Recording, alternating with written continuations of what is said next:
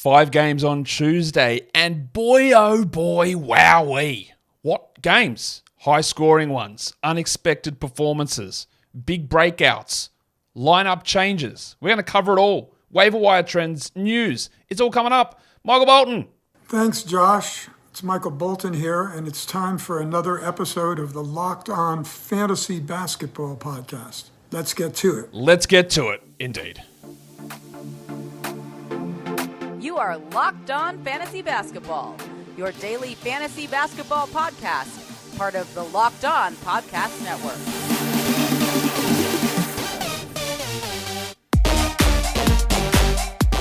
Hello and welcome to the Locked On Fantasy Basketball Podcast, brought to you by Basketball Monster. My name is Josh Lloyd and welcome to Entertainment 720. I'm also the lead fantasy analyst at basketballmonster.com, and you can find me on Twitter as always at redrock_bball, on TikTok at redrock_bball, and on Instagram at Locked On Fantasy Basketball. Thank you for making Locked On Fantasy Basketball your first listen every day. We are free and we are available on all platforms. I'm expecting a shorter show because we're going to have a long one tomorrow. Only 5 games to recap. We've got a bit of news to cover though, so we're going to get into that now and just have a look at the things that have happened across the NBA that are worth us talking about. And I said there is a little bit more news for us to discuss here. We got updates on the Detroit Pistons. They're still bad, but we also got updates on their injury situation and a bad update for old Monte Morris, who's out for another 6 to 8 weeks with that back problem. Yeah. That is looking like a potential lost season for Monte, unfortunately. That's just not a great start to the year. That obviously helps with Jaden Ivey. It helps a little bit with Killian Hayes, if you care about that at all. Helps with Alec Burks, obviously. But probably the more important one is we've got Isaiah Livers returning yesterday for the Pistons. But Bojan Bogdanovic, he is ready to go pretty much. He's almost back. If Bojan is on your waiver wire, you go and grab him. I don't know what they do. Do they start Bojan? And that would mean that one of Jaden Ivey, Asar Thompson, or Isaiah Stewart goes to the bench. Jalen Duren's also ready to come back. I've been erroneously saying the Pistons don't play till the weekend. They play Friday. That's their only other game this week.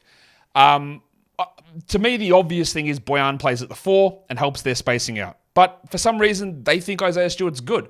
Or it's an elaborate tank move to lose again and again and again and again for the 4th year in a row.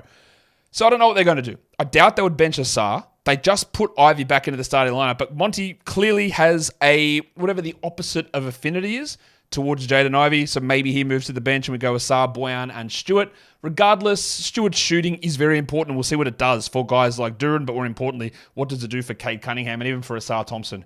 So Bojan isn't going to be the same guy as last season, but he's back, ready, or close enough to being back that we can start to get excited about that. Jaden McDaniels is out for 2 to 3 weeks with an ankle problem. We can drop him.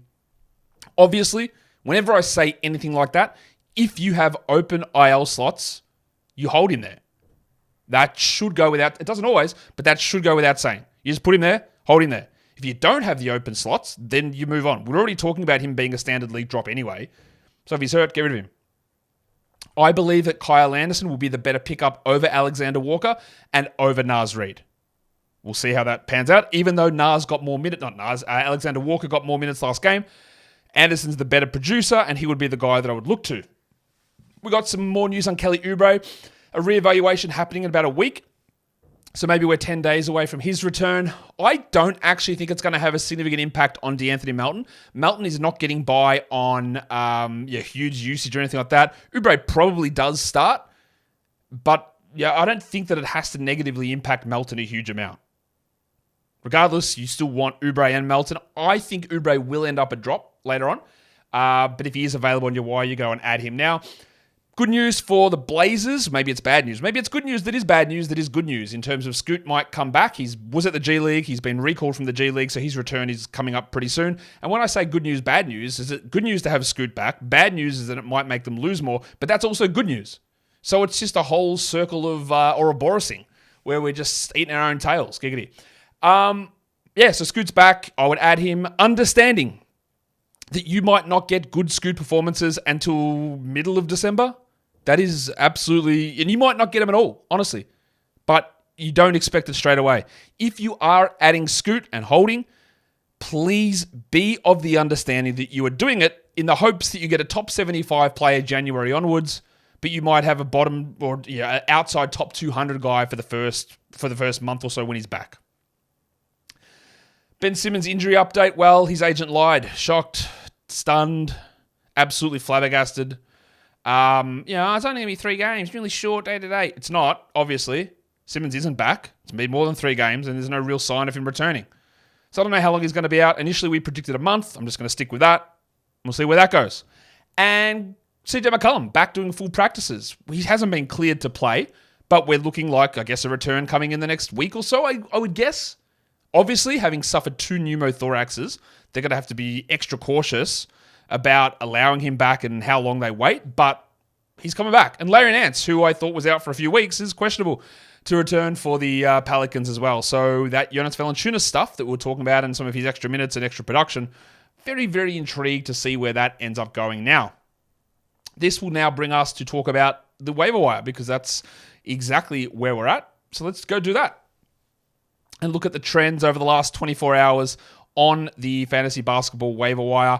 The most added players over those last 24 hours. A lot of that is just to stream in today. Eric Gordon up 45%. Great, good to stream him today, and as long as Beal is out, he's worth using. The depressed penis, Sadiq Bey, was up 23%. Also makes a lot of sense, plus the back-to-back over the weekend for the Hawks. You've got Gaz Trent up 19%. Solid stream for today. Grayson Allen up 14%. Solid stream for today. Goga Bitadze up 13%. Unbelievable stream for today. We don't know when Wendell Carter is coming back. It's not anytime soon. Also, I'm not expecting Markelle Fultz back for the rest of this week, but that's not official.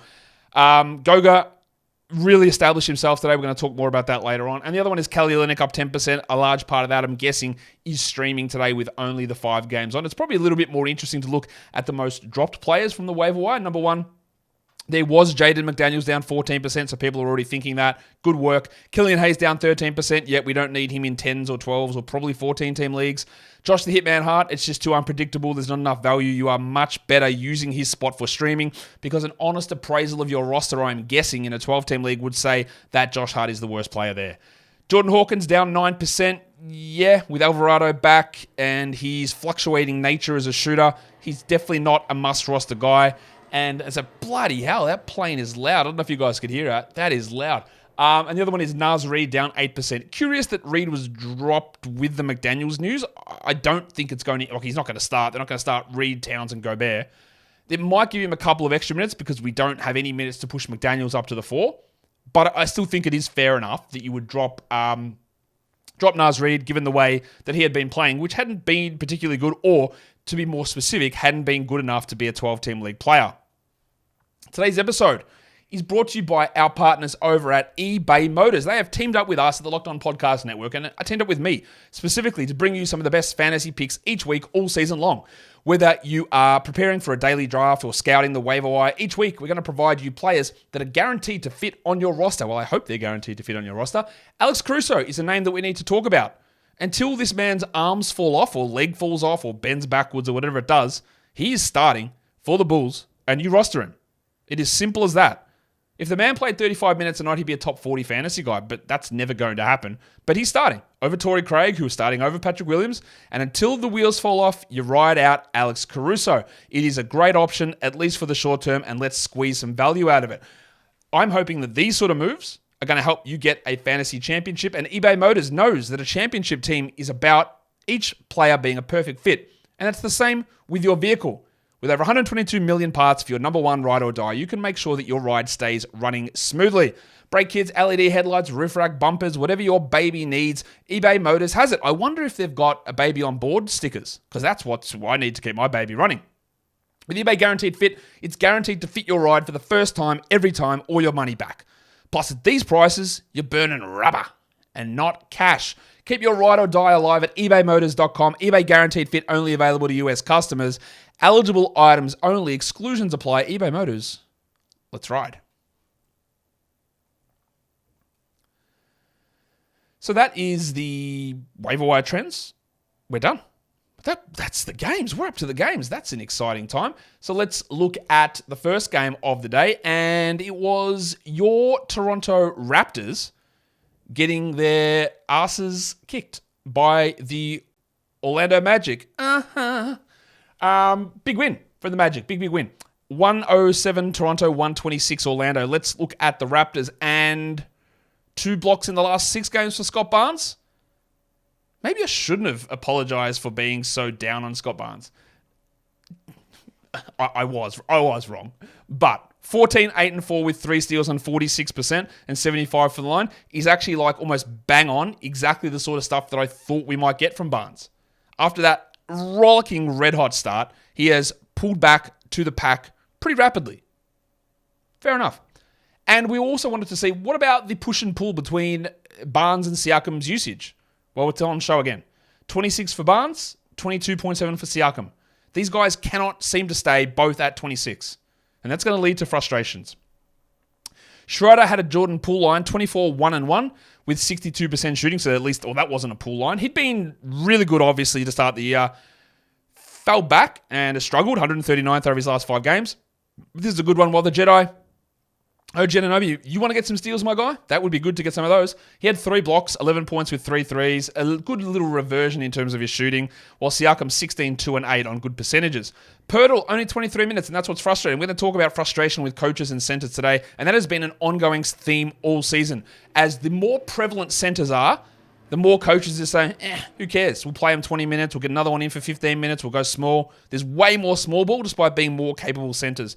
That has been my subjective observation throughout the NBA. Pirtle, 10 and 10 with a block, which is fine, but we have to recalibrate that there are a bunch of centers, Jokic, Embiid, Towns, Gobert, Şengün, amazingly, and it's probably somebody else, but everyone else is like 26 minutes.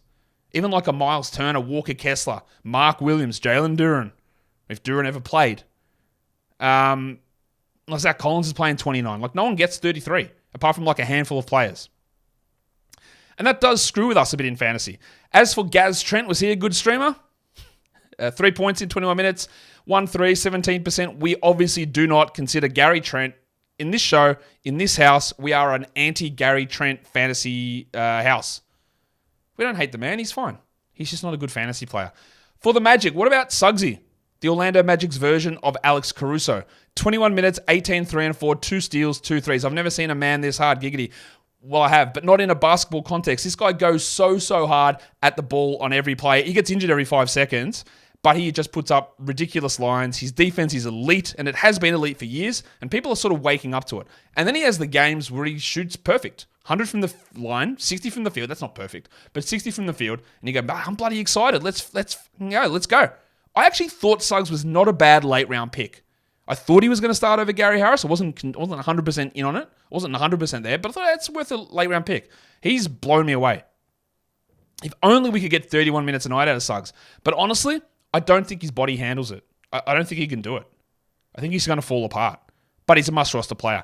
Good game from Cole Anthony, 15, 5, and 10 assists on 50% shooting. He is very up and down, but as I expect Markelle Fultz will be out for the rest of the week, I don't know, but I expect that he'll be out. Anthony's worth streaming, while Mr. Black did nothing again, 5 and 5 in 23 minutes for Anthony with a steal on 29%. He's getting minutes. It doesn't mean anything for fantasy, and we do not need to use him anywhere. We were a little bit interested. Johnny Isaac played a back-to-back, minutes crept up, and he played 12 minutes for 9 points. Like, what do you do with that? He still had 2 blocks and a steal, but here's my theory, is that they were using Johnny and using him to close the game at center. Their last 2 games have been big blowouts, so his minutes have been down, so he hasn't got those final 4 to 5 minutes that would have pushed him up to 18. The numbers are still all right. Like, he's still got the defensive stats here, the old Voldemort, got those defensive numbers, but his path to 22 is not really very clear to me. I've hit it a bit here. What about the dart? Goga Bitadze. 5 points. Yuck. But the rest, 7 rebounds, 6 assists, 2 steals, 5 blocks. He was rewarded after an elite, I think he had 5 assists in the first quarter, an elite first quarter. So Mosley just ran with him for most of the game. Big numbers, good stream. While Mo Wagner, only 15 minutes because of the way that Goga was playing, but he still had 10-4-1. I said 10-4-2 with a steal, which is still useful enough in 12-team formats. Paulo had 25 and 5 on really good shooting numbers, which is, again, a surprise to be sure. What about Franz Wagner, whose steals had been down? He dropped 3 here. We know that those numbers are variable, so he was on the buy low for that. He's still not quite there, 17, 4 and 2 on 44%, but good to see the high volume of shot attempts for Franz Wagner in that game. The next game was an overtime game. And the Cavs, without a million players, beat the Sixers. Maybe JB Bickerstaff's actually not a bad coach. I'm still not convinced, but there's something here. Darius Garland, 43 minutes, 32, 5 and 8, 3 steals, 40% shooting's not good. He had 4 turnovers and he went 9 of 11 from the line. Burn these numbers into your head because every whisper that I hear is that Donovan Mitchell is at least 50% chance of not being on this team next season. He'll request a trade. They'll look to trade him because he's going to tell them that he's not coming back in free agency. And then we'll be full steam ahead, big Garlo time.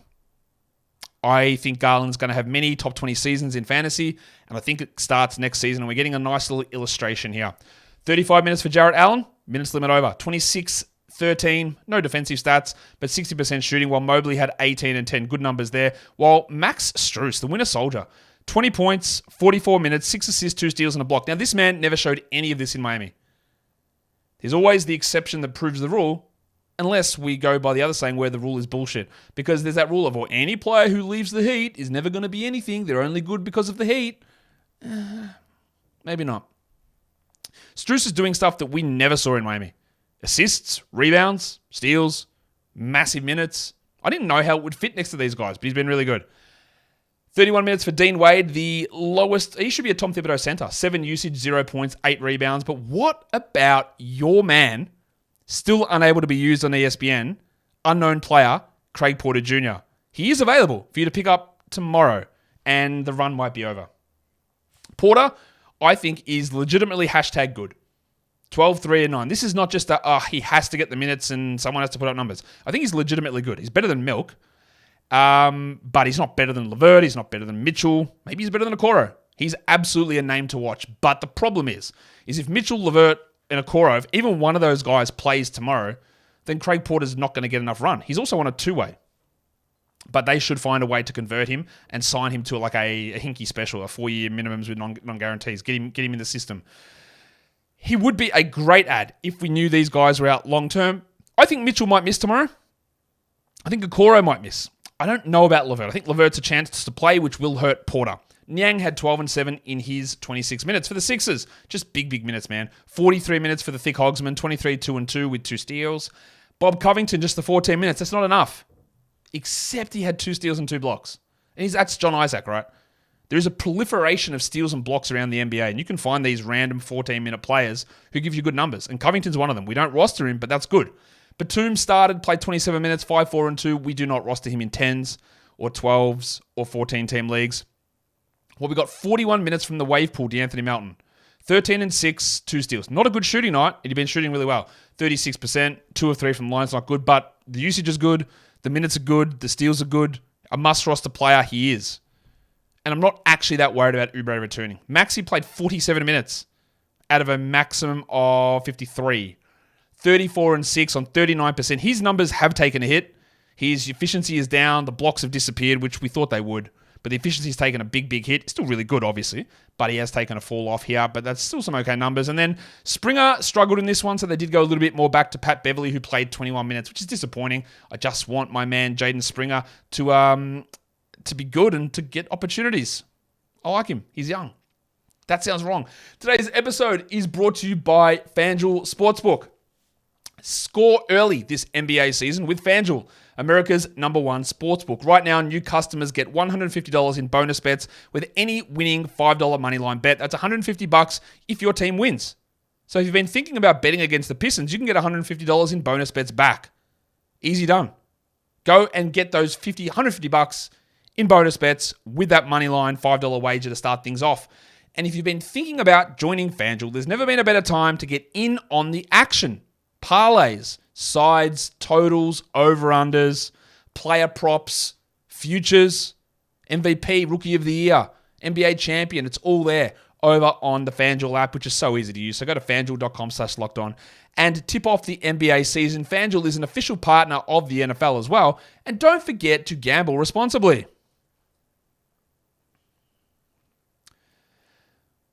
We've got the next game, which was honestly ludicrous.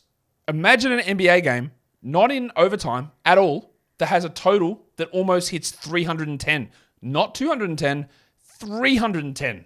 Because it did. 157 Indiana, 152 Atlanta. And you might say, well, obviously just a crazy game. But even more, the Pacers were down 20 points early in this game. And they flew back. Haliburton led them back. And this was a game that wasn't just paced. No one missed. 61% the Pacers shot. 61. The Hawks shot 60. What was their three-point percentage? It was something stupid as well. 48 for Atlanta, 49 for Indiana. They are ridiculous numbers. And the Pacers, Rick Carlisle, it's been a nightmare to judge his rotations all season. He came out and changed it up before the game. And then after the game, he said, hey, don't even know if I'm going to do this tomorrow. But Obi Toppin moved to the bench.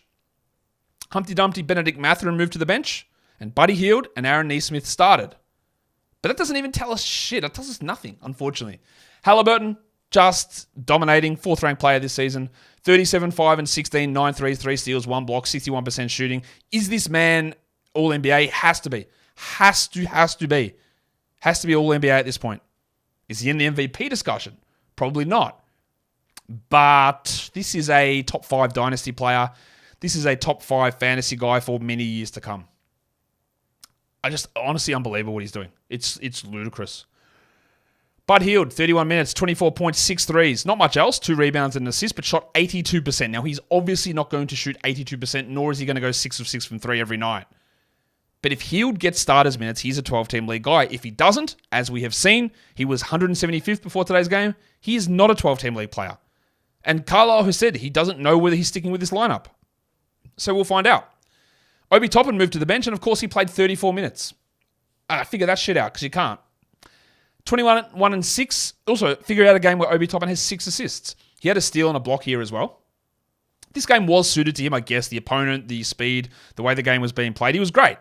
But I'm not looking at this and going, man, I really want to go grab Obi Toppin now. Nor do I want to grab Aaron Nesmith, who is the guy that started ahead of Toppin. 17, 1, and 1 with a steal and a block. Nesmith started big chunks of last season. I wasn't all that interested in him in 12-team leagues, and not much changes. Nice deeper league guy, but not a 12-teamer. While Mathurin had 20 minutes, and then he confused it by scoring 19 points. But I don't care. Ben Mathurin, 20 minutes a night is not enough for a 12-teamer. He did it by shooting 70%.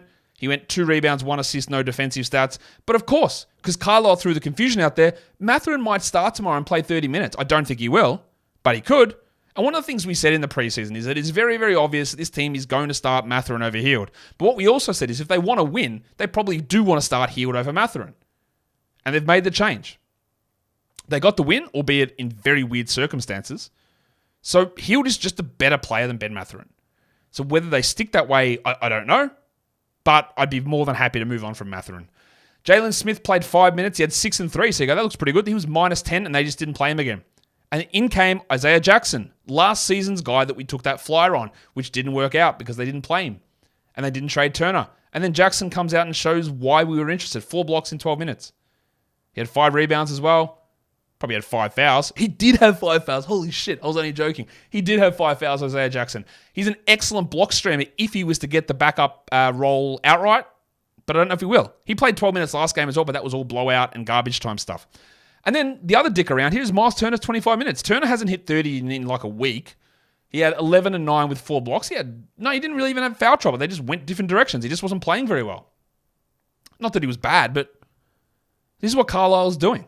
I'm still holding Turner, obviously, but it's frustrating. And then Bruce Brown, 13 points, 3 assists, 2 steals, 2 threes, 30 minutes. If you're in a 10-team league, you don't hold Bruce. If you're in a 12-team points league, you don't hold Bruce. In a 12-team category league, I think you do. But it could also be argued that you can get more value streaming his spot. And if he is your worst player, his upside is not like a top 80 player. If Bruce Brown's your worst player in a 12-team league, then he is expendable. That's how it should work. I can't give individual advice to everybody and say Bruce Brown should be dropped or should be held. But if he's your worst player, he's done. You drop him and you get other guys in. For the Hawks, 39 minutes for Trey, 38 points, 5 threes, 8 assists, and 3 steals is fantastic. He shot 77%. DeJounte not too far behind, 28, 3 and 5 with 2 steals and 4 threes. It is very, very clear, though, that DeJounte, in order to get back to being a second-round player, needs Trey not to be there. That's just how the pecking order works. Jalen Johnson, we featured him on the sell high today, saying this man will not shoot 60% from 3. He didn't, thank God. He was a 0 of 2, missed both of his threes, so they dropped down. But he was a perfect 5 of 5 from the line, and 17, 7, and 6, 2 steals and a block is amazing. He's been a revelation. When the John Collins trade went down in the offseason, I went, oh yeah, let's go. Let's really fire up. It might be a big opportunity here for Jalen Johnson. I was excited. And then someone said, yeah, they've got Sadiq Bey. I went, oh, like they're going to play Sadiq Bey, aren't they? And I was like, oh, I wish they played Jalen. He's the better option, but I don't trust that Quinn Snyder's going to do this. I think he's going to not want the lack of shooting of Jalen Johnson. And Johnson just come out and go, well, actually, I can shoot, Josh, so I'm going to start and I'm going to kill you. And I loved him as a late round pick, but I didn't see him being this. Well, actually, I sort of... Did I say it? No. I didn't see him being this good. I didn't see him being recognized to be this good. Maybe that's a better way of phrasing it. Capella got in foul trouble, and so did Okongwu. So lower minutes for both. 19 for Capella, 14 and 5. Okongwu, 7, 6 and 4. I'll say it again. If you're in a points league, do not roster Onyeka Okongwu in a 12-teamer. If you're in a 10-team category league, you can do better than Okongwu. If you're in a 12-team category league, you just got to hold him, I think. And DeAndre Hunter's dreadful. But if you added Bey or Hunter, you hold them because part of the reason they're doing it was getting the back-to-back Saturday, Sunday. Hunter had 7 points on 7 shots, while Bey had 12 and 10 in his 31 minutes. Hunter, I don't know. Is he going to keep starting? He's such a disappointment. He's getting very much into RJ Barrett territory, where if he has like a good stretch, I go, I need to see 80 games of it, mate, before I fully buy in, because it's just been game after game of stinkers from DeAndre Hunter year on year on year. All right, let's do the next one. The Portland Trailblazers and the Phoenix Suns. The Suns win at 120-107. DeAndre Ayton revenge game. He started out on fire. Big numbers early on. And did he take a single shot in the second half? I don't think he did. 18, 8 and 4, a steal and a block. This big, aggressive brute of a man attempted no free throws again. I think he's at 7 for the season. Total. He remains one of the most embarrassing players to watch. It's so bad. Jeremy Grant was much better here. I criticize Jeremy Grant, but he is much better here. 26, 4 and 6, 5 triples. Still inefficient, but good numbers nonetheless. Well, the big fella, Duop Reith. 10 points, 2 threes, 2 steals. Deeper leagues, you got to add Duop. You have to. Brogdon returned. 25 minutes, 19 points, 4 threes, and 5 assists. Really good numbers. You got to add Brogdon. But let me just say this. If you do have Skylar Mays, who had 6, 2, and 3 in 21 minutes, which is objectively not good enough, I don't think Brogdon plays tomorrow. Back-to-back, off the hamstring. So, Mays, you might get 30-plus minutes again out of him tomorrow. Useful enough to start, then he's turfed. That is how I would view that. Now, if somehow we hear that Brogdon is playing, I don't know why he would or how that would happen. But if we hear that Brogdon is playing, then you drop Mays. But you don't just yet, I don't think. Yeah, my Shaedon Sharpe droppable prophecy is hurtling towards being realized. 10, 3 and 0, 23%. And this is without Simons or Scoot. There's just my concern with Sharpe was I liked him as a prospect.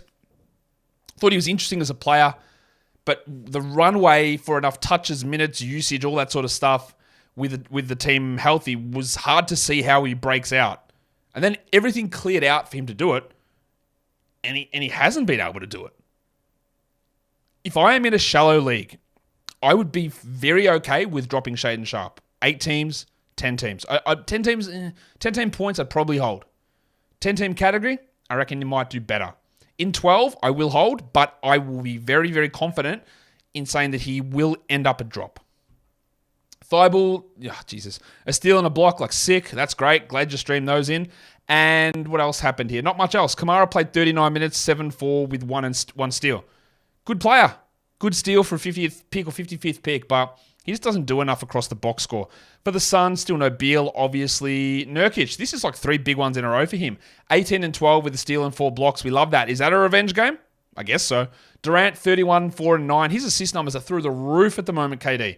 62% shooting as well. The sell high absolutely maintains for him. Haliburton, Shea, Jokic, Embiid. If you can get one of those guys with Durant plus a 4th or 5th rounder, you do it. Because there are a number of things here with Durant, not including his body, that are going to regress. Booker had 28, 3 and 6.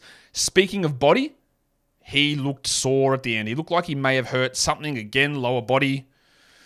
No official report on that yet, but let's just hope. Yeah, he just looked like something may have tweaked. He was 10 of 10 from the line, which is excellent. Grayson Allen, I guess 8, 6, and 5 with 2 steals, while Gordon had 10, 2, and 4. Solid enough to stream. Both blokes went 4 or 5 from the field, 80%.